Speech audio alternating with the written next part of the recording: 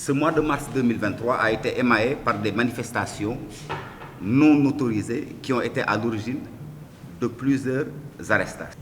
Au cours des manifestations qui ont eu lieu à la date du 16 mars 2023, 40 personnes, soit 5 par la brigade de gendarmerie d'Oussouye, 18 par la brigade de gendarmerie de Bignona et 17 personnes par le commissariat central de Ziguinchor avaient été arrêtées.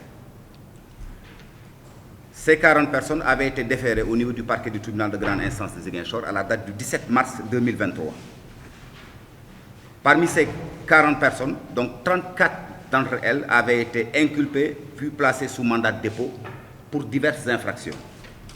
Et je rappelle qu'il s'agit de la participation à une manifestation non autorisée, des actions diverses ayant causé des dommages, de l'entrave à la circulation, outrage à agents de la force publique dans l'exercice de leurs fonctions et détention illégale d'armes.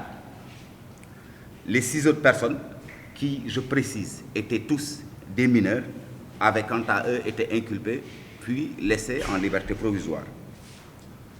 Depuis les manifestations du 16 mars dernier, en ce qui concerne le parquet du TGI de Ziguinchor, 96 manifestants ont été arrêtés et puis déférés au niveau du parquet depuis le 16 mars.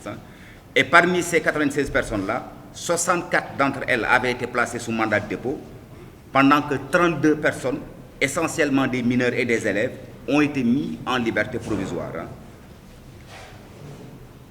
Hormis quelques mineurs non encore jugés, c'est-à-dire qui n'ont pas encore été jugés, mais qui sont tous en liberté provisoire au regard de la particularité de leur situation, tous les prévenus majeurs sont d'ores et déjà fixés sur leur sort pour avoir